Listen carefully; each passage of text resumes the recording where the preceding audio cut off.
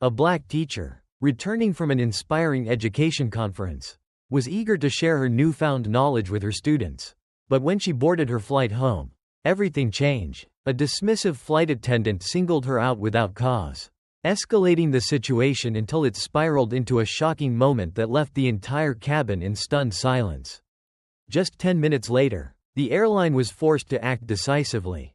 What happened next sparked a conversation that rippled far beyond the plane, challenging assumptions and leaving no one unaffected. Stay with me, this is a story you won't want to miss. Before we dive in, let us know where you're watching from today. And if this story moves you, don't forget to like and subscribe for more stories that shed light on what truly matters. The sun was low on the horizon as Alana Fields stepped onto the plane. Clutching her leather tote bag, her conference itinerary carefully folded inside. The bustling terminal had been filled with travelers of all stripes, families herding their children, businesspeople glued to their phones. But now, the plane's interior seemed smaller, quieter, more oppressive. She scanned her boarding pass for her aisle seat in coach and adjusted her scarf, a small shield against the stiff airline air conditioning. Alana had spent her career fighting for dignity in subtle, unassuming ways. As a black principal of a middle school in Harlem, she knew how to navigate the unspoken assumptions that shadowed her daily life. At 49, she had learned how to balance on the tightrope of being assertive yet non-threatening, kind yet not easily dismissed. But even with all her experience, she could feel the weight of scrutiny as she stepped down the narrow aisle. It began as it often did, a fleeting glance here, a lingering gaze there. A white man with silver hair and a tailored suit shifted uncomfortably in his seat as she passed.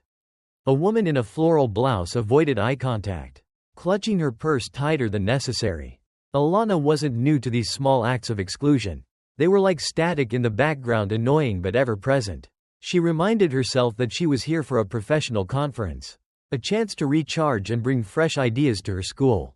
This trip was about growth, not confrontation. Her seat was midway down the plane, adjacent to a row where a young mother tried to settle her toddler with a juice box. Alana smiled softly as she tucked her bag beneath the seat in front of her, careful not to disturb the man in the window seat who was already engrossed in his newspaper. She settled into her seat, feeling the ache in her lower back flare up, a stubborn reminder of her recent injury. With a sigh, she adjusted the seat recline but found it stuck. She pressed the button again. Nothing. A flight attendant approached, her expression as crisp as the ironed pleats of her uniform. Her name tag read Elaine Barrett, and her every movement suggested efficiency bordering on impatience. "Excuse me," Alana began, keeping her tone calm and polite. "My seat's stuck. Could you help adjust it? I've got a bit of back pain." Elaine's gaze flicked to Alana, her smile tight, mechanical. "That's just how these seats are. There's nothing I can do."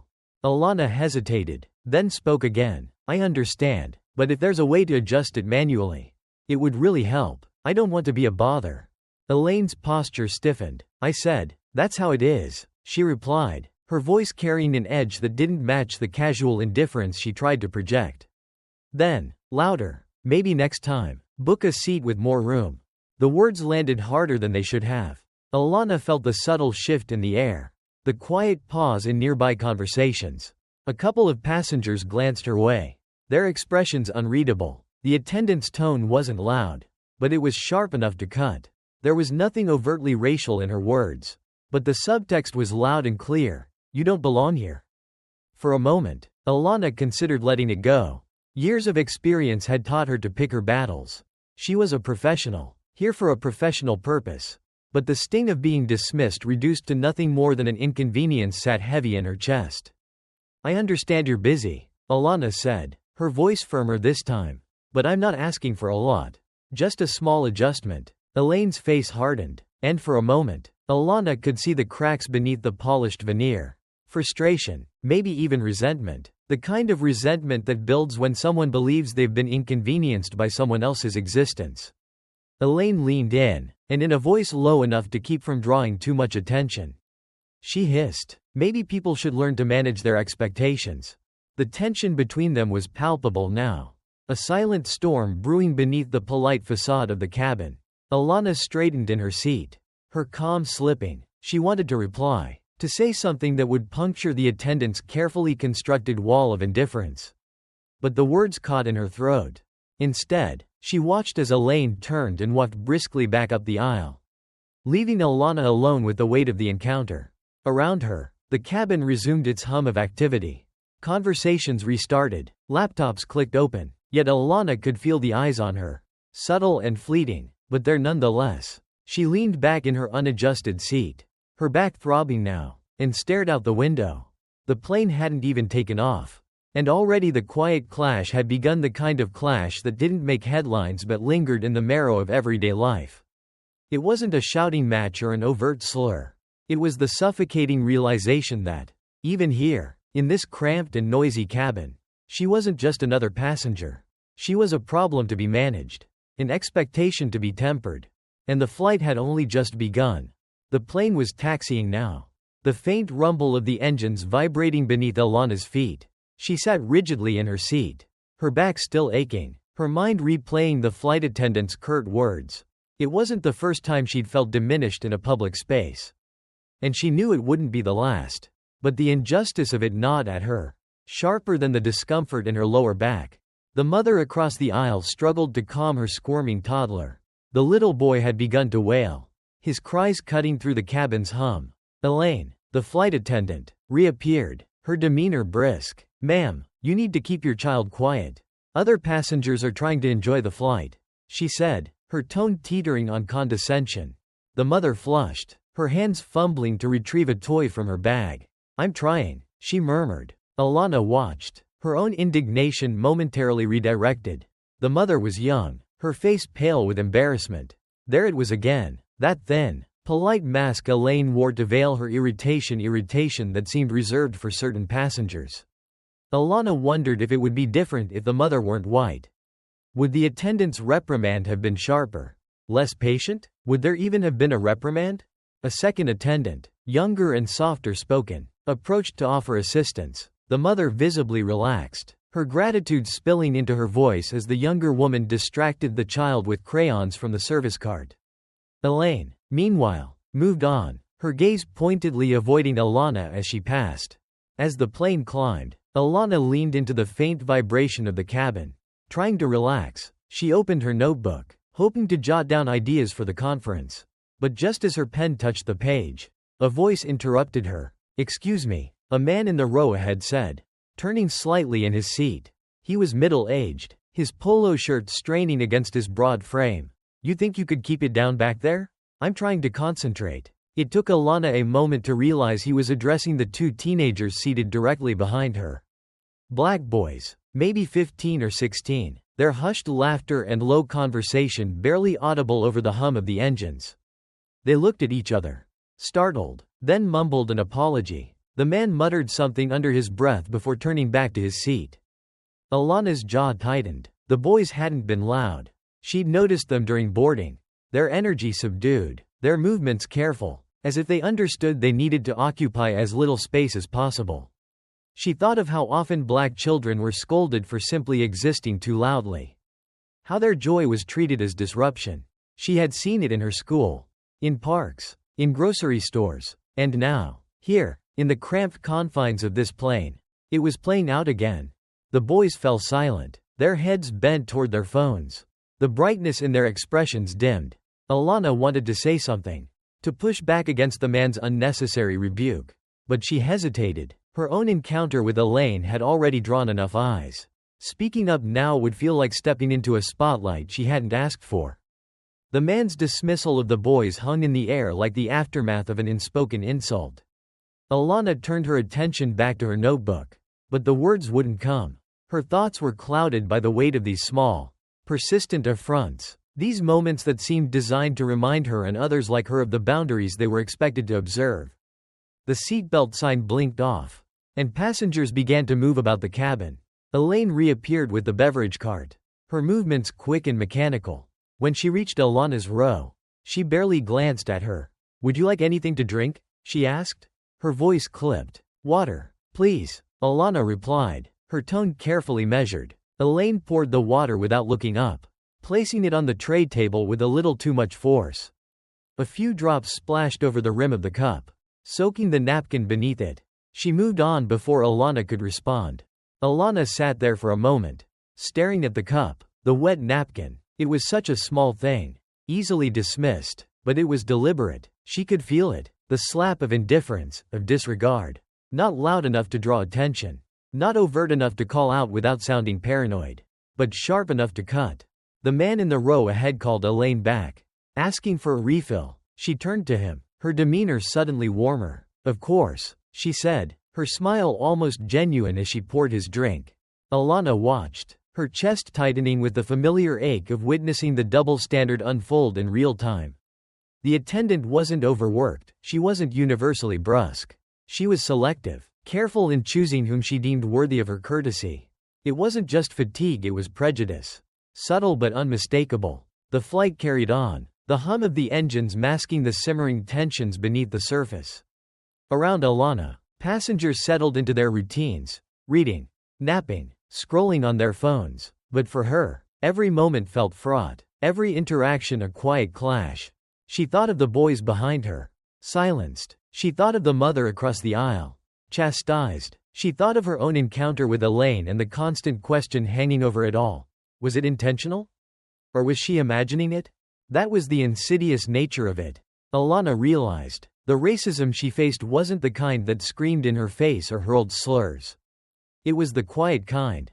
The kind that lingered in tone, in body language, in the carefully crafted excuses.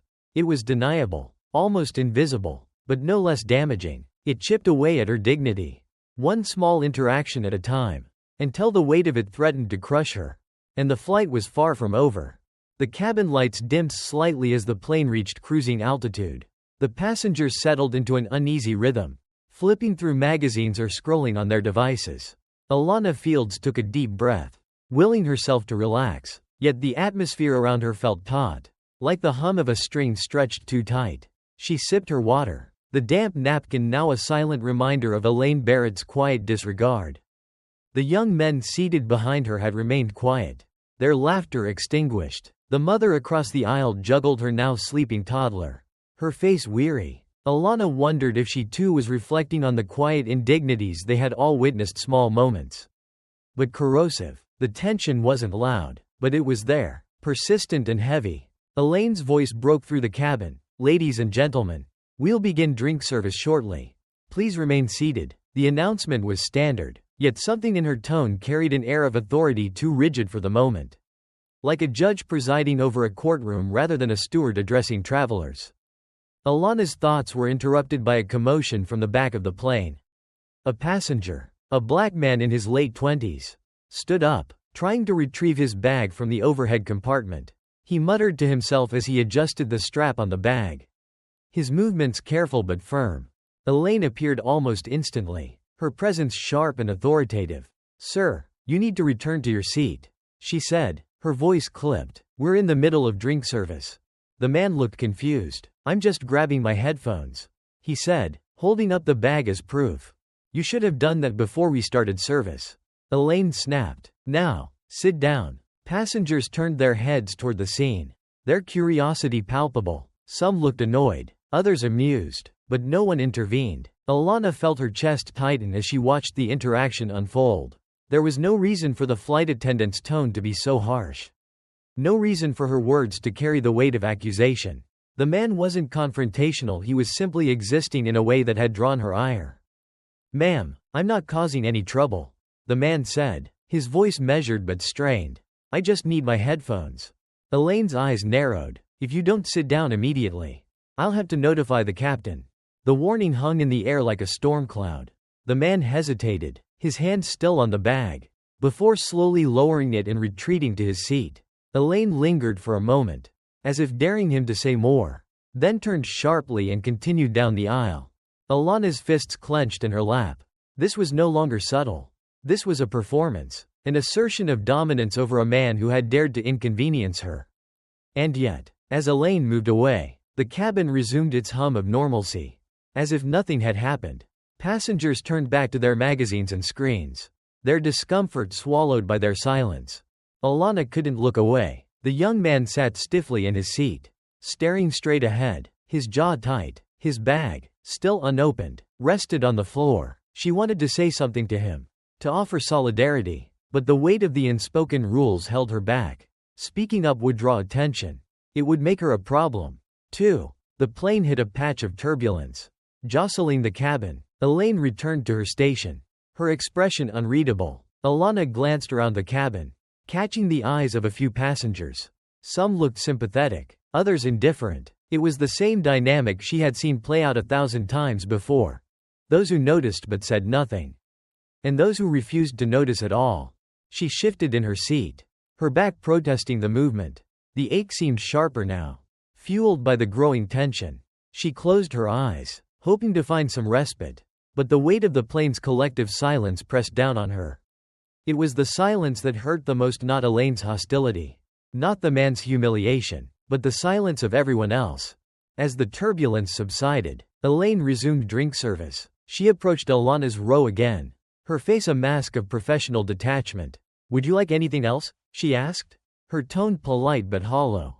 Alana hesitated. She wanted to refuse, to deny Elaine the satisfaction of any further interaction, but something within her pushed back against that instinct. "No, thank you," she said, her voice steady. She met Elaine's gaze, holding it just long enough to make the attendant look away. The plane grew quieter as passengers began to doze. The man who had been scolded stared out the window, his headphones still out of reach. The boys behind Alana had fallen silent long ago, their energy extinguished, and Alana sat in her seat, her mind churning. She thought of her students, many of whom faced similar challenges every day, small, relentless moments that chipped away at their confidence, their sense of worth. She had always told her students to stand up for themselves, to demand respect. But here, on this plane, she felt the full weight of what that entailed. Speaking up wasn't just about courage, it was about risk. It was about knowing that your voice, no matter how measured, could be twisted into defiance. That the act of standing up for yourself could be seen as a provocation. The plane's hum grew louder in her ears, drowning out the murmur of passengers. Alana stared out the window at the clouds below, her reflection faint but unflinching. She didn't have the answers yet, but she knew one thing. The quiet clash unfolding in this cabin was not hers alone to bear. It was woven into the fabric of the world around her, a constant, insidious pressure that demanded submission but offered no justice in return. And the flight was far from over. The cabin lights flickered as a new announcement crackled over the intercom. It was a reminder from the captain: turbulence was expected, and passengers were advised to stay seated. The words were calm, neutral, yet they landed like a whisper of unease in the already tense atmosphere. Alana Field sat motionless, her hands clasped tightly on her lap. The young men behind her had remained silent since the earlier incident, and the man who'd been scolded for retrieving his headphones now sat with his eyes closed, though the rigid set of his shoulders betrayed his discomfort. Around her, other passengers seemed oblivious, lost in the distractions of in-flight movies or novels. Yet Alana couldn't shake the feeling that the air itself had thickened with a kind of unspoken reckoning. She had always understood how race worked in America. It wasn't just about slurs or confrontations. It was in the looks people gave or didn't give. It was in the tone of a voice, in a denial couched as policy, in the exhaustion of having to explain yourself over and over again to people who didn't want to hear it. On this flight, it wasn't one moment but the accumulation of many, each small and almost deniable, until they pressed together into a weight too heavy to ignore. The sound of Elaine's brisk steps brought Alana's attention back to the aisle. The flight attendant was making her way toward the front of the plane, her face set in the same steely professionalism she'd worn since takeoff. She stopped abruptly at the row where the young men sat. Alana turned, her stomach tightening. "You too," Elaine said sharply, her voice cutting through the low hum of the cabin. "You need to keep your feet off the seat in front of you." The boys looked startled. One of them, a tall, lanky teenager wearing a hoodie, glanced down at his sneakers. His feet were near the base of the seat but weren't touching it. He opened his mouth to explain, but Elaine raised her hand, silencing him. "I don't want to have to tell you again," she added, her voice rising slightly. "Respect the other passengers." Alana's chest tightened as the boy's companion nudged him to comply. Neither of them argued. They sat back, their faces a mixture of embarrassment and quiet anger. Around them, A few passengers looked on, their expressions ranging from disinterest to vague discomfort. But, as always, no one said anything. "Excuse me," Alana heard herself say, her voice steady but loud enough to carry. The words came unbidden, the decision made without conscious thought. Elaine turned toward her, her brow furrowed. "They weren't doing anything wrong," Alana said, keeping her tone calm. "There's no need to single them out." Elaine's face tightened, her polite facade cracking for a moment. "Ma'am, I don't think this concerns you." Alana met her gaze, unflinching. "It concerns all of us when people are treated unfairly." The cabin seemed to hold its breath. For a moment, it was as if the plane itself had stilled, every passenger suspended in the quiet tension of the moment. Elaine hesitated, her jaw tightening, before turning sharply on her heel and walking away without another word. Alana felt the weight of every pair of eyes in the cabin on her. She turned back to face forward, her pulse pounding in her ears. Her hands trembled slightly as she gripped the armrests, but she held her chin high. For a few moments, silence reigned. Then, faintly, she heard a voice from behind her. "Thank you," one of the boys whispered. It was a small thing, but it settled something in her chest. A quiet confirmation that speaking up had been worth it. Yet even as she sat there, her face outwardly calm, she could feel the ripple of discontent spreading through the cabin. She could imagine the whispers, some sympathetic, others accusing her of making a scene, of seeing problems where none existed. The turbulence came, rattling the plane and shaking loose the quiet. Elaine returned to the front of the cabin, her movements stiff and deliberate. When drink service resumed, Alana noticed she skipped her row entirely. The minutes dragged on. Alana stared out the window, watching the clouds drift by, the sun dipping lower on the horizon. She thought of her father, who had told her as a child that dignity wasn't something others gave you, it was something you claimed for yourself. But claiming it always came at a cost. It made people uncomfortable. It upset the balance of things. And more often than not, it left you standing alone. Another commotion stirred at the back of the plane. This time, it was a white man, visibly agitated, standing in the aisle. He was arguing with a different flight attendant, waving his arms in frustration. "I paid for extra legroom," he said loudly.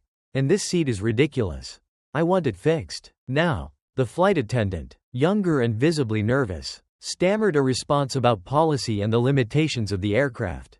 The man scoffed, his voice dripping with disdain. "Don't give me excuses. Just fix it." The contrast was impossible to ignore. This man, belligerent and demanding, was met with apologies and attempts to placate him. His outburst didn't invite threats of being reported to the captain.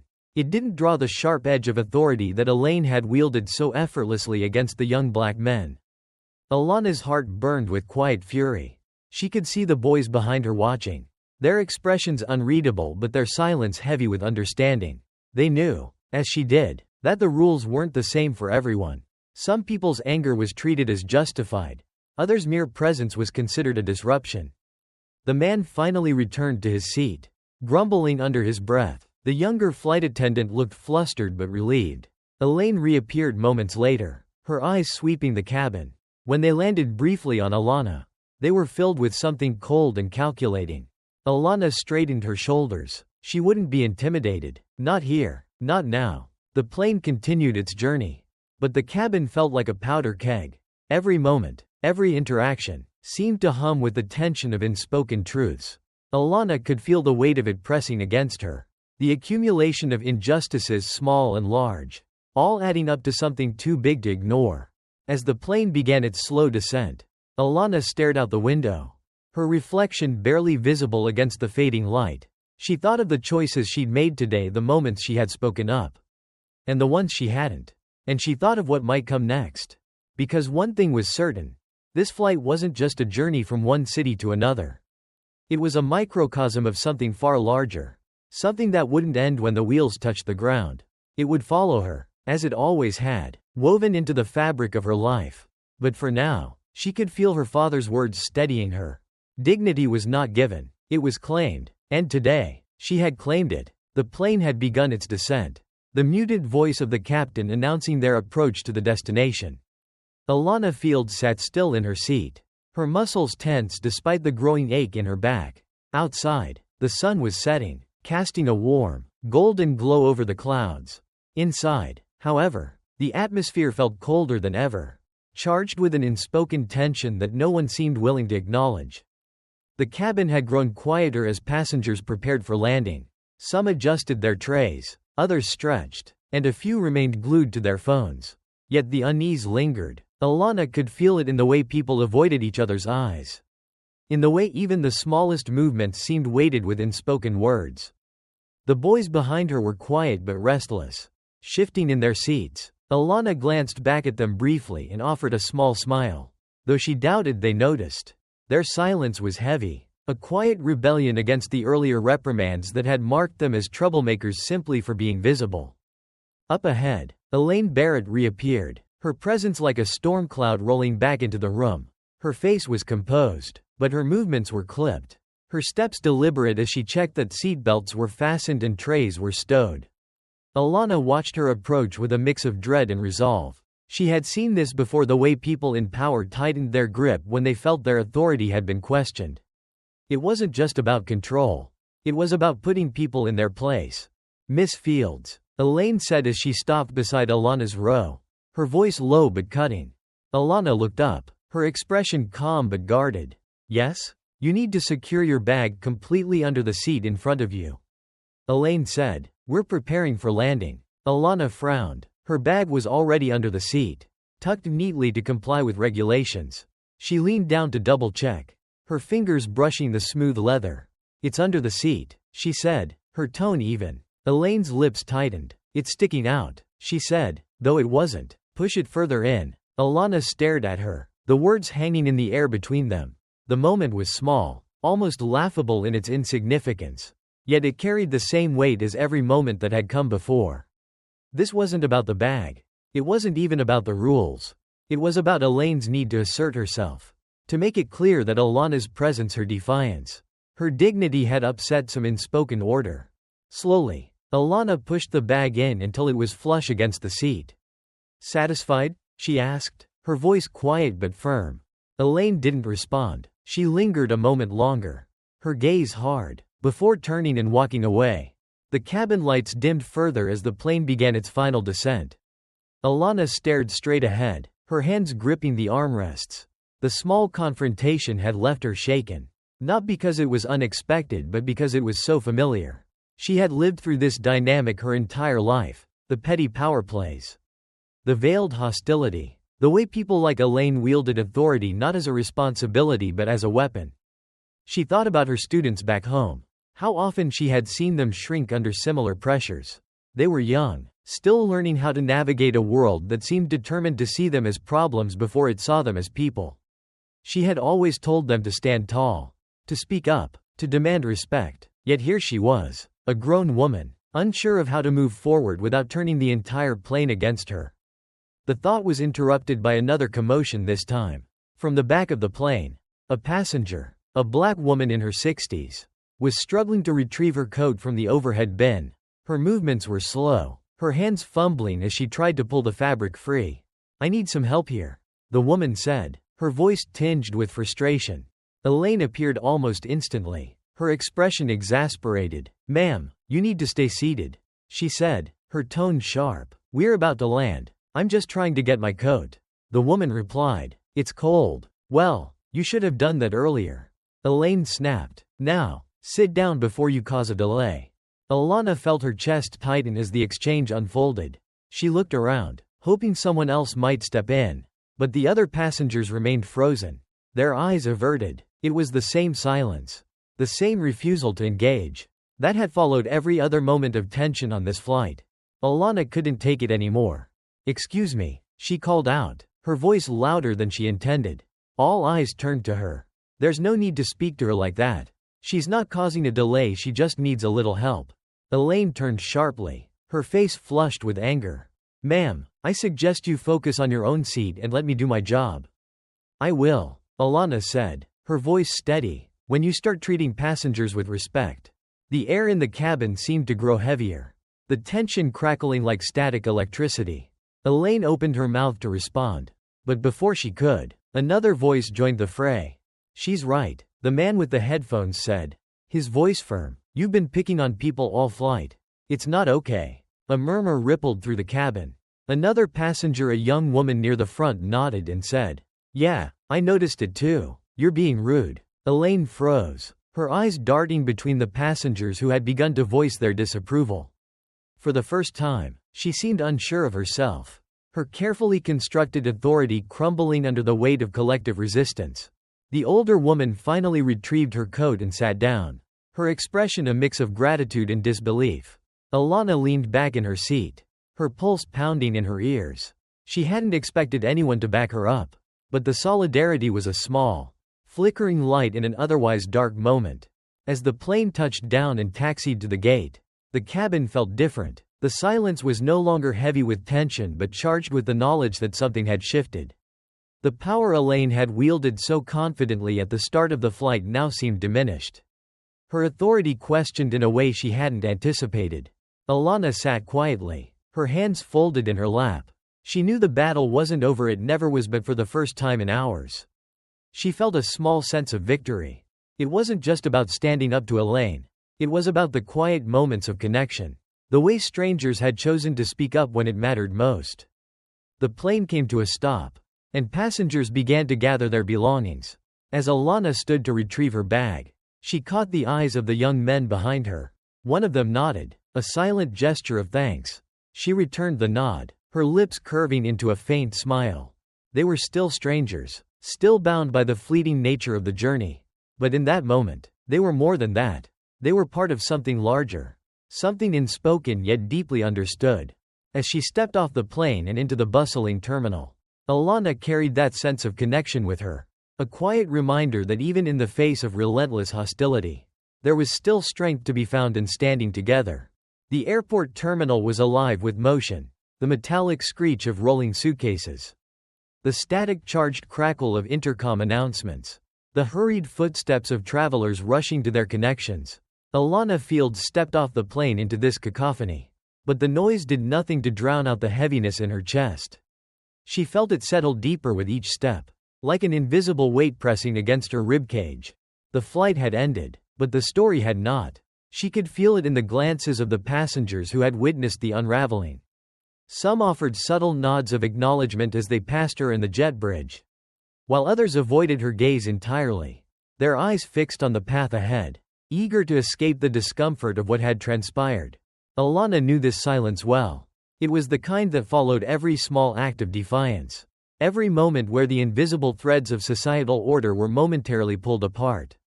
The silence wasn't empty, it was full of judgment, of questions unspoken but loud enough to hear. Did she really need to make it a thing? Couldn't she have just let it go? She adjusted the strap of her bag and moved toward the baggage claim. The glow of the fluorescent lights above cast harsh shadows, deepening the lines of fatigue etched into her face. The terminal's openness was a stark contrast to the cramped cabin, but Alana felt no relief. If anything, the space made her feel more exposed. She was pulling her suitcase from the carousel when she heard a voice behind her. "Excuse me," it said, tentative yet deliberate. Alana turned to see the older woman from the plane, the one who had struggled with her coat. Up close, she looked even more fragile than she had seemed during the flight. Her hair was neatly styled, her eyes kind but tired. "I just wanted to say thank you," the woman said, "for speaking up back there. You didn't have to do that. But you did." Alana offered a small smile, though her exhaustion made it feel heavier than she intended. It was the right thing to do. The woman nodded, her hands fiddling with the handle of her purse. "You know, I've dealt with people like her my whole life. They think because you're quiet or polite, they can walk all over you. But seeing you stand up like that, it gave me hope." The words landed softly, yet their weight lingered. Alana nodded, her throat tightening. "We have to look out for each other," she said, her voice steady despite the emotions churning inside her. The woman touched her arm briefly, a gesture of solidarity. Before moving on, Alana watched her disappear into the crowd, feeling the familiar mix of gratitude and sorrow. Gratitude for the connection, sorrow for the necessity of it. As Alana exited the terminal, the cool evening air hit her face. Sharp and refreshing, she inhaled deeply, letting the chill steady her. A line of taxis stretched ahead, their yellow paint glowing faintly under the streetlights. She climbed into one and gave the driver her destination, a nearby hotel where she'd spend the night before attending her conference. The driver, an older man with salt and pepper hair, glanced at her through the rearview mirror. "Rough flight?" he asked. Alana hesitated, then nodded. "You could say that." He didn't press further. And for that, she was grateful. She leaned back in her seat, watching the city lights blur past the window. The ride was silent save for the hum of the engine. But her thoughts were loud, echoing with the moments from the plane. The hotel lobby was quiet when she arrived. A single clerk manned the front desk, his expression neutral as he handed her the room key. Alana thanked him and made her way to the elevator, the weight of the day pressing harder with each step. In her room, she dropped her bag by the door and sank onto the edge of the bed. The sterile silence of the space felt both comforting and oppressive. She stared at the carpet for a long moment, her thoughts circling. It wasn't just about Elaine, or the boys, or the older woman. It was about the accumulation of it all, the microaggressions, the double standards, the quiet acceptance of things that should have been intolerable. Each moment was small on its own, but together, they formed a pattern, a system designed to wear people like her down. Alana thought of her father, who had been born into an era where the rules of segregation were explicit, where the boundaries were drawn with bold, unmistakable lines. He had taught her to fight for her dignity, to demand respect, but he had also warned her of the cost. "They'll tell you it's in your head," he'd said. "They'll tell you you're imagining it. But you'll feel it. You'll always feel it." He had been right. The world had changed since his time. But the feeling remained. It was woven into the fabric of her life, subtle but unrelenting, like a splinter too deep to remove. The next morning, Alana woke early, her body heavy with exhaustion but her mind alert. She dressed carefully, smoothing the lines of her blouse in the mirror. Today was the first day of the conference, and she would be standing before a room full of educators, sharing her insights on leadership and resilience. But as she looked at her reflection, she knew the words she had prepared would feel hollow unless she acknowledged the weight of the previous day. By the time she stepped into the conference hall, she had made up her mind. This was her moment to do more than speak about strategies and curriculum. This was her chance to name the unspoken, to give voice to the quiet struggles that so many carried but rarely shared. When it was her turn to speak, Alana took the stage with measured steps. She looked out at the audience, her gaze steady. They were mostly strangers, teachers, administrators, community leaders, but she could feel their expectations pressing against her like the hum of the airplane cabin. "I came here today to talk about leadership," she began, her voice clear and deliberate. "But before I do, I need to tell you about something that happened yesterday." She told them about the flight. She didn't embellish or dramatize. She simply recounted the moments as they had unfolded, the dismissive tone, the quiet indignities, the moments when she had felt compelled to speak. And as she spoke, she could see the ripple of recognition across the faces in the room. "This wasn't just about one flight attendant or one flight," she said. "It's about the everyday moments where people are made to feel small, where dignity is denied, and where silence becomes complicity." Her voice didn't waver. "We live in a world where these moments are so common they've become invisible to many. But we cannot allow them to remain invisible. We must name them, confront them, and create spaces where everyone, no matter who they are, feels seen and respected." The room was silent when she finished, the weight of her words settling over the crowd. Then, slowly, the applause began. It wasn't loud or raucous, but it was steady, filled with a kind of quiet determination that mirrored her own. As Alana stepped off the stage, she felt a small but undeniable shift within her. The challenges of the flight, the weight of the silence, it was all still there. But so was the possibility of change, the hope that her voice, and the voices of others, could begin to reshape the narrative. The world hadn't changed overnight, but in that moment, she knew it was worth continuing to try. The applause still echoed faintly in Alana Fields' ears as she left the stage. It wasn't thunderous, but it was enough. It carried with it a quiet respect, a recognition that her story had struck a nerve. Yet, as she returned to her seat among the other speakers, a familiar weight settled back onto her shoulders. The applause was comforting, but it wasn't change. It wasn't enough to erase the moments that had brought her to this point. The rest of the conference passed in a blur of polite conversations and professional handshakes. Alana navigated it all with practiced ease, but her mind kept drifting back to the flight, to Elaine Barrett's sharp tone, The silent boys. The older woman struggling with her coat. She thought about how easily the world had gone back to normal after each moment. As though nothing had happened. It was late afternoon when Alana returned to her hotel room. She kicked off her shoes and sank into the armchair by the window, letting her body sink into the cushions. The city stretched out below her, alive with motion. Cars honked. Pedestrians bustled across intersections. The ordinary world, indifferent to her private storm, carried on. Her phone buzzed on the nightstand. She picked it up to find a text message from a colleague who had attended her talk. "Your speech was powerful," it read. "Thank you for saying what so many of us feel but don't know how to articulate." Alana stared at the words, her thumb hovering over the screen. She wanted to feel pride, to let herself believe that she had done something meaningful. But instead, all she felt was exhaustion. She knew her words mattered, but she also knew how quickly words could be forgotten, drowned out by the noise of daily life. Her thoughts were interrupted by another buzz. This time, it was an email notification. She opened it reluctantly, her eyes scanning the subject line, "Customer Service Feedback, Flight 2876 Incident."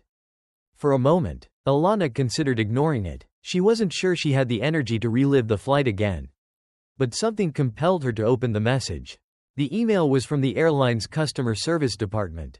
The tone was formal, almost clinical. "Dear Ms. Fields," it began, "we are writing to follow up on the incident that occurred during your recent flight.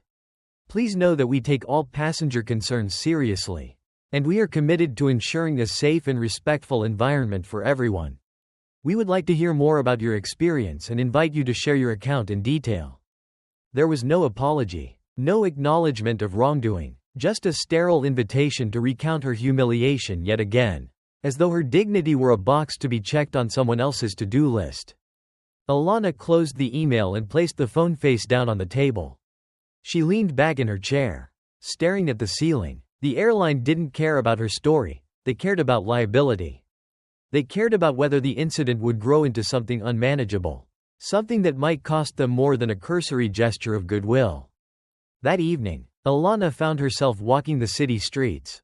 The cool air was a relief against her skin, cutting through the fog of frustration that had settled over her. She passed storefronts glowing with warm light, the buzz of conversation spilling out from crowded restaurants.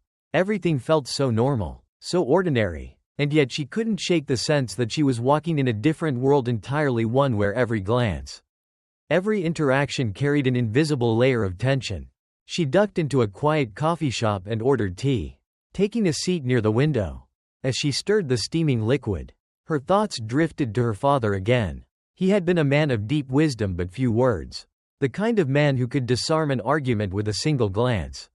He had taught her that survival was about more than resilience, it was about refusing to let the world define her, even when it tried its hardest. "You can't fix everything," he had told her once, his voice heavy with the weight of his own battles. "But you can name it. You can make people see it." As she sat there, her phone buzzed again. This time, it was a message from one of the young men who had been seated behind her on the flight. She had forgotten they'd exchanged numbers after landing. A quiet moment of solidarity in the chaos of the terminal. "Hey Ms. Fields," the message read. "I just wanted to say thanks again for sticking up for us. It meant a lot. My mom always says people like us have to keep our heads down. But you didn't. You made me feel like I didn't have to either." Alana felt a lump rise in her throat. She stared at the screen, the words blurring slightly. For all the weight she carried, for all the moments that had made her question whether speaking up was worth it. This message was an answer. It wasn't enough to undo the pain, but it was a reminder that even the smallest acts of defiance could ripple outward. The next morning, Alana sat at the desk in her hotel room, her laptop open in front of her. She pulled up the email from the airline and began to type a response. Her words were careful but firm, a recounting of the flight that didn't just focus on her own experience but on the broader dynamics at play. She wrote about the boys and the older woman, about how Elaine Barrett's behavior had mirrored the larger patterns of discrimination that shaped everyday life. She wrote about the silence of the passengers, the complicity that allowed such moments to go unchecked. And she wrote about the need for systemic change not just in policies but in the culture that had allowed someone like Elaine to wield her authority in such a harmful way. When she finished, Alana read the email over twice before hitting send. She didn't expect much from the airline. But this wasn't about them. It was about naming the thing. About refusing to let it pass unnoticed. Later that day, as she prepared to leave for her next conference session, Alana glanced at her reflection in the mirror. She saw the same woman who had boarded that plane. But something felt different now. The weight was still there. But it no longer felt suffocating.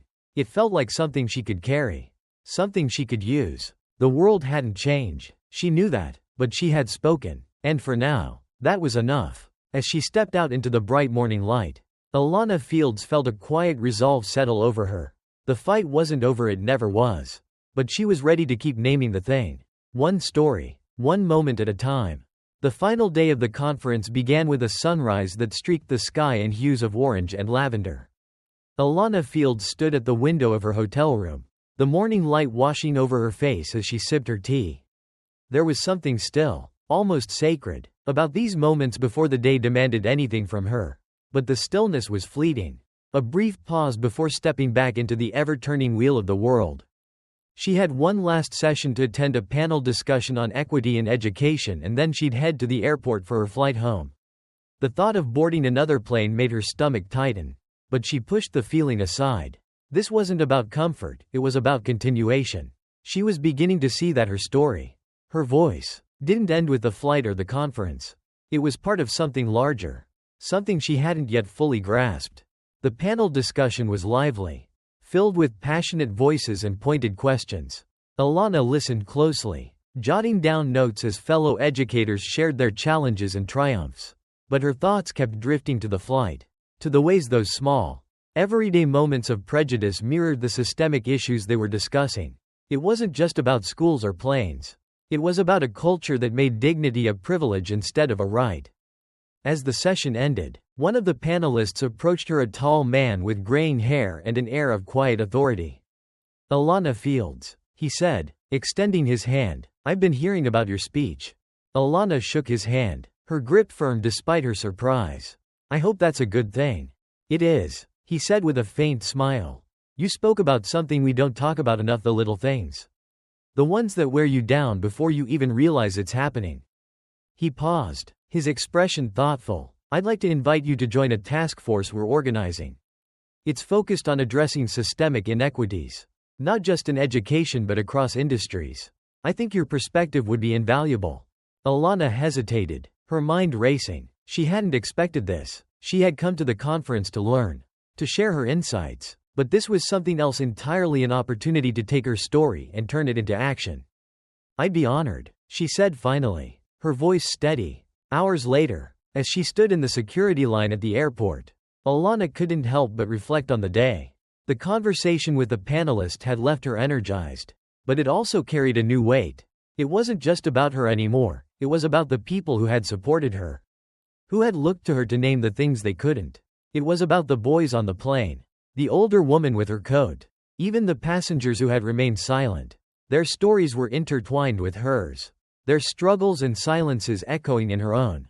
The flight home was uneventful. The kind of flight Alana had once taken for granted. But this time, she couldn't stop herself from watching every interaction. Every gesture. With new eyes, she noticed the way the flight attendants moved through the cabin. Their smiles not quite reaching their eyes. She noticed the way passengers reacted to one another, the small courtesies. The subtle slights. When the plane landed, Alana gathered her things and stepped into the terminal. The noise and motion of the airport washing over her like a familiar wave. She made her way to the exit. Her thoughts quieter now, more focused. A week later, Alana found herself seated in a conference room, surrounded by people from different fields: education, healthcare, aviation, customer service. They were here to talk about change. About the quiet ways systemic inequities infiltrated every aspect of daily life. Alana listened as they shared their stories, their frustrations, their hopes. When it was her turn to speak, she took a deep breath and began. She told them about the flight, about the moments that had chipped away at her dignity, and about the voices that had risen in solidarity. She told them about the boys and the older woman, about Elaine Barrett and the silent complicity of the passengers. But most of all, she told them about the power of naming the thing, of refusing to let it pass unnoticed. "We can't fix everything," she said, her voice steady, "but we can see it. And when we see it, we can name it." That's where it starts. The room was silent when she finished, the weight of her words settling over the group. Then, one by one, they began to nod. It wasn't applause, but it was enough. In the weeks and months that followed, Alana's story continued to ripple outward. She spoke at conferences and workshops, wrote articles and op-eds, and joined conversations that reached far beyond her own experience. She wasn't naive enough to think the world had changed, but she could feel the beginnings of something, a shift, a crack in the wall that had seemed so immovable. And through it all, she carried the lessons of the flight with her, the importance of speaking up, the power of connection, and the quiet strength that came from claiming her dignity. Moment by moment, one evening, as she sat at her desk preparing for another speech, her phone buzzed with a notification. It was an email from one of the boys on the plane. Ms. Fields. It read, "I just wanted to say thanks again. I think about that flight a lot. And it reminds me that we don't have to stay quiet. You showed me that." Alana smiled, her eyes misting. She typed a quick reply, her fingers steady on the keyboard. "You're right," she wrote. "We don't have to stay quiet. And we won't." She hit send, leaning back in her chair as the words lingered in the air. The fight wasn't over, it never was. But she was ready to keep going. One story, one moment at a time.